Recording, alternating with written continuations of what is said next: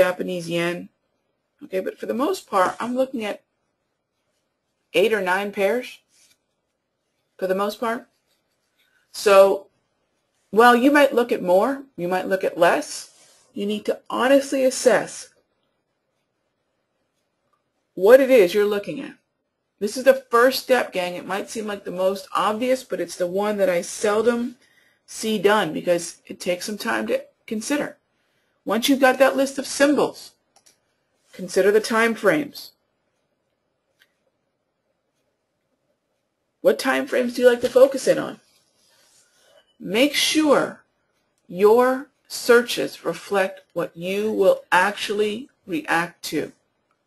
If you like short-term time frames, if your preference is, for example, the 15 and 30-minute time frames because you're a nimble intraday trader,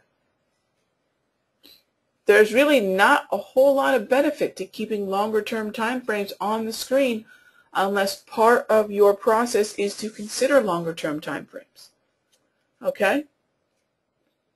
So you really want to make sure, again, not only the symbols, but the intervals, the time frames are reflective of what you will do. Now, personally, what I like to do is create a search for each pair that I look at. Okay? So you'll see here, for the most part, what I've got are individual symbols here. I'm just actually cleaning up some of the random symbols that I've got here. Okay, so for the most part, this is my world. Individual symbols. And I want to keep this list, again, focused on what I will actually react to. Okay? So I'm going to create a search. Let's create a search together.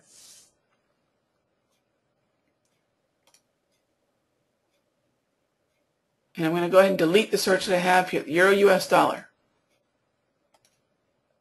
So we're going to create this Euro US dollar search together. So I start typing in EU. You see the list of EU, EUR related pairs pops up. I'm interested in the EUR USD. Okay. Now, I like to look at, under one search, all the intraday and all the end of day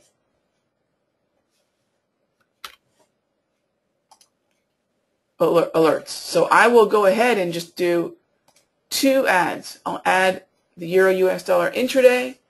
I will add the Euro US dollar daily. This way, what I'm getting under a single search is the 15, 30, 60, 240, and daily time frames, because I do trade across all the time frames.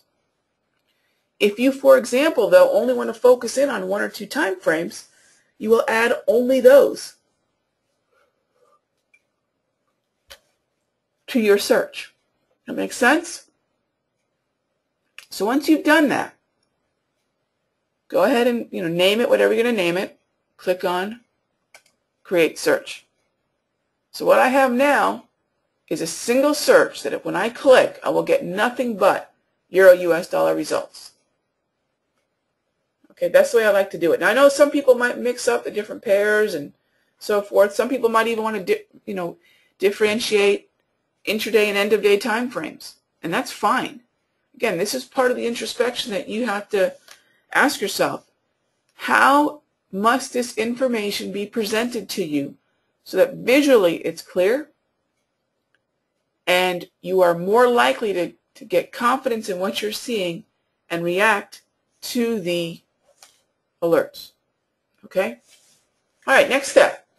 Let's go back into that Euro US dollar search. And you can see here there's 2 icons. One is an edit icon, one is a delete icon. So I'm going to go ahead and click on the first. That's the edit icon. It's going to bring back that window that we were just on. Now, you've got your list of symbols. You've got your list of time frames. You have your trading universe in front of you. And from this trading universe, you're asking Autochartist to recognize, to identify, and to alert you to the different chart patterns on those time frames and symbols. There are some other criteria that you can go ahead and examine And we're going to go ahead and look at it one by one here together. And this is under the Advanced Search menu. It's just an extension of the pattern search. Okay, you just are going to extend the pattern search and to include advanced search criteria. Okay, so first of all, I'm going to go through the list and explain to you what they are. And then I'll go back and show you how I've done it and some of the considerations that you might have while you're doing it.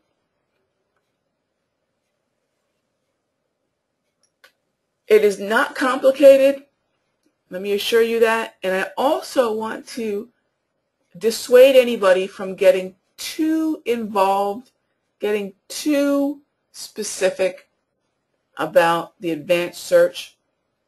Consider that when you are looking at the advanced search, in many ways, the more you specify what it is you want to see, of course you will get more targeted results, but you will also get fewer results. So remember, if one of the issues you're having is just simply too many pattern alerts, and you're feeling a sense of overwhelm, certainly this is a place to go. This is one place to start. Okay? But I would like you to first consider whether or not you're scanning across too many pairs and time frames before you even get to the advanced search criteria. Okay?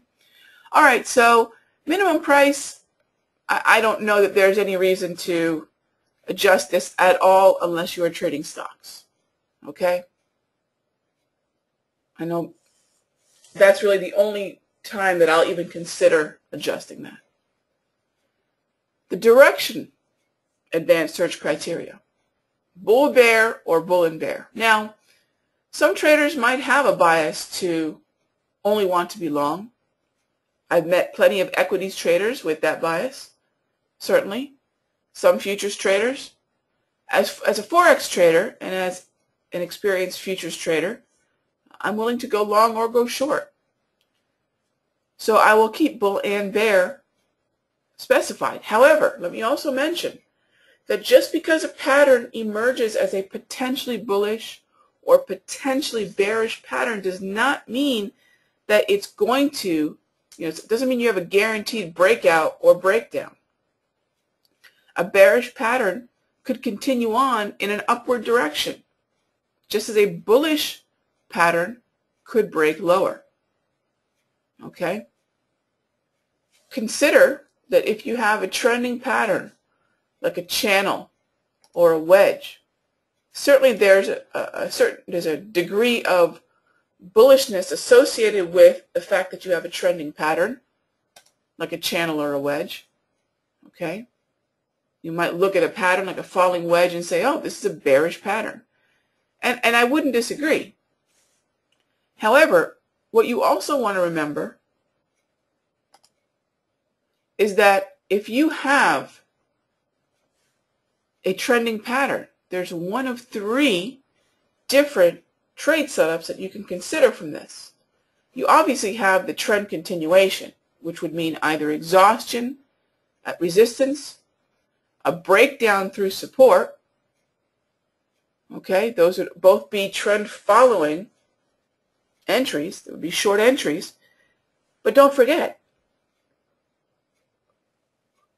there's also the possibility that the prices might break higher and break out through the resistance, thus triggering a pattern reversal and perhaps even a trend reversal. So keep in mind, while you might have a bearish pattern or a bullish pattern, ask yourself, what are the potential entries? Okay? Now, let's go back into our edit. So I hope what I've driven home with that little discussion is be very cautious about leaving the bullish and bearish setting. Okay?